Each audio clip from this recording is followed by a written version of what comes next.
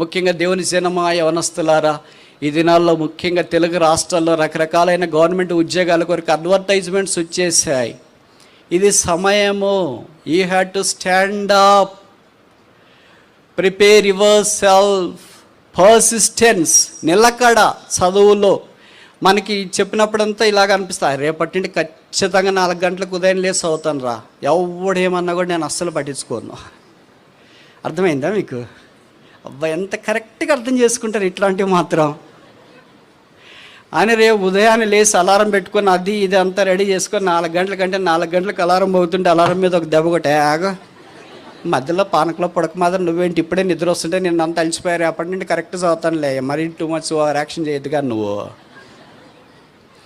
అని అనుకొని 4 గంటలకు కొట్టి, 5కి కొట్టి, 6కి కొట్టి, 7కో 8కి ఎప్పుడో లేచి అబ్బా ఈరోజు మిస్ అయిపోయిందిరా, రేపటి నుండి ఖచ్చితంగా చదువుతా.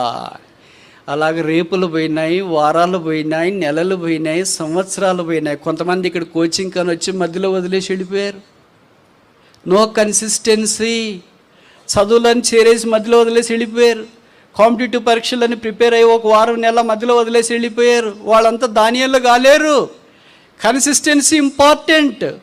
చదవడం అనేది చాలా ప్రాముఖ్యం. నీకు అసలు మనసులో చదవాలి ప్రాణం కొరకు అనేది ఉంటే ఎందుకు చేత కాదు. నేను ఈ మాట చెప్తుంటే మీరు అనుకోవచ్చు, బ్రదర్ ఇలాంటి మస్తుగా చెప్తారు, బయటకు వస్తే కదా తెలుస్తుంది. నేను బయట ఉంటే ఇక్కడికి వచ్చా, మళ్ళీ ప్రత్యేకంగా బయటికి రావాల్సిన పని లేదు. కనుక మీ అందరికి చేతులు జోడించి మనవి చేసేది ఏంటంటే, తర్వాత ఇంకా అడ్వర్టైజ్మెంట్లు వస్తాయో రావో, పరిస్థితులు ఎలాగుంటాయో తెలియదు. మనం ఏమనుకుంటామంటే ఇది అడ్వర్టైజ్మెంట్లు వస్తూనే ఉంటాయి లేరా అని అనుకోవద్దు. వచ్చిందాన్ని grab it for the sake of the Lord. ప్రభు కొరకు చదువు, ప్రభు కొరకు మొదట, తర్వాత నీ కొరకు సంగతులు ఆలోచిస్తూ. నువ్వు అసలు చదవటానికే మనసు రావట్లేదు, దేంట్లో కన్సిస్టెన్సీ లేదు. ఈరోజు చదువుకోవాలనుకుంటా, రేపు వద్దనుకుంటా, ఈరోజు తర్వాత వద్దనుకుంటా, ఆఫీస్ వద్దనుకుంటా, ఇల్లు వద్దనుకుంటా, అన్నీ మళ్ళీ తిరిగి మానేస్తావు. మళ్ళీ ఆదివారం వచ్చి ఓ యేసు నీ ప్రేమ సాతాడు అనుకుంటాడు. కరెక్ట్ సరిపోయేవరా నాకు. ఇలాగ ఎంతకాలం జీవిస్తారు ఇన్కన్సిస్టెన్సీ. ఒక మాట చెప్పిన తర్వాత, ఒక చదువు చెప్పిన తర్వాత, ఒక పద్ధతి విన్న తర్వాత దాని మీద నిలబడాలి కదా. పాశ్చాత్య దేశాలు నీ కొరకు ఎదురు చూస్తున్నాయి. నువ్వు వీడి గ్రూప్సే క్వాలిఫై కాకపోతే, డిఎస్సీనే క్వాలిఫై కాకపోతే, పోలీస్ ఎగ్జామే క్వాలిఫై కాకపోతే, పంచాయత్ సెక్రటరీలకే క్వాలిఫై కాకపోతే, స్టాన్ఫోర్డ్ ఎక్కడ, హార్వర్డ్ ఎక్కడ, ప్రిన్స్టన్ ఎక్కడ, ఏల్ ఎక్కడ, ఆక్స్ఫర్డ్ ఎక్కడ, కేంబ్రిడ్జ్ ఎక్కడ. నేను ఇవన్నీ చెప్తుంటే ఏంటి బ్రదర్ అవన్నీ కథలా?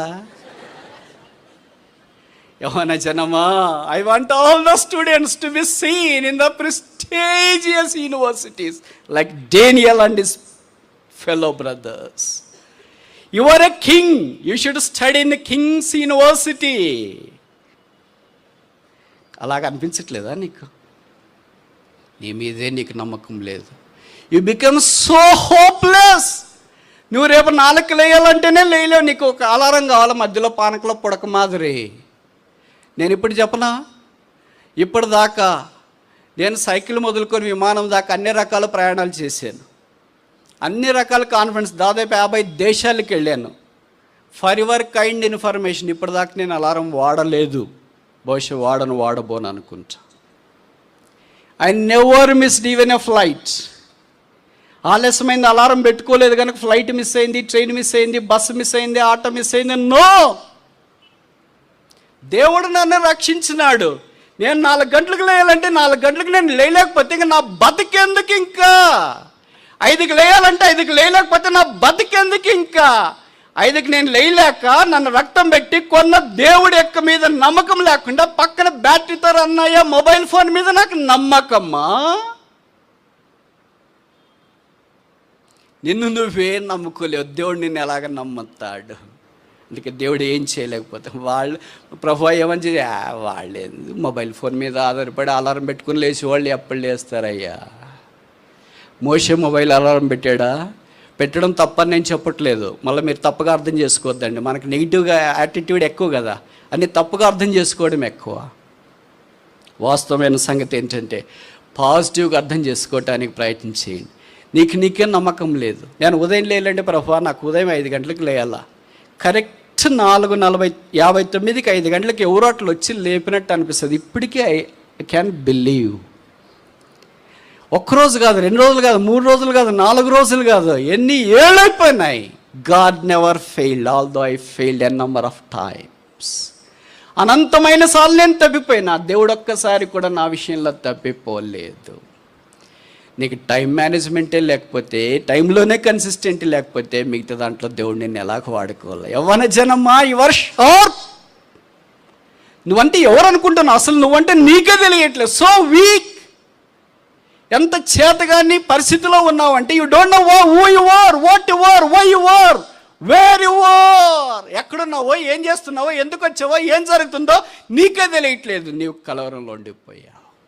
నీ ద్వారా వేరే వాళ్ళకి కలవరం వచ్చింది. దానియేలు ద్వారా అలా కాదు. Was a man of consistence. నిలకడగలిగిన మనిషి. 70 ఏళ్ళు, దాదాపు 70 సంవత్సరాలుగా బబులోన్లో రాజ సంస్థానాల మధ్యలో అదే పొజిషన్లో కొనసాగిపోయాడంటే ఎవరి తరం అవుతుంది? దానియేలు తరం తప్ప. ఎవరి చేత అవుతుంది? దానియేలు చేత. ఇప్పుడు పొరపాటు ఎవరిలో ఉంది? దేవుళ్ళలో ఉందా? దానియేల్లో ఉందా? మనలో ఉందా? దానియేలు దేవుడు ఇంకా ఉన్నాడు, కానీ దానియేలు చేసిన కార్యాలు మనం చేయలేకపోతున్నాము. మరి పొరపాటు ఎక్కడా? మనలోనే కాదా? మనమే కాదా? అలసత్వం, లేజినెస్, బద్ధకం. పర్వాలేదులే, నీ ముఖం మీద బద్ధకం తాండమాడేదాకా నీ హృదయంలో దేవుని యొక్క వాక్యానికి ప్రవేశం ఉండదన్న సంగతి గుర్తించుకో. నీ ముఖం మీద బద్ధకం తాండమాడేదాకా నీ చేతులు, నీ కాళ్ళు కానీ క్రీస్తు కొరకే ముందుకు రావన్న సంగతి గుర్తించుకో.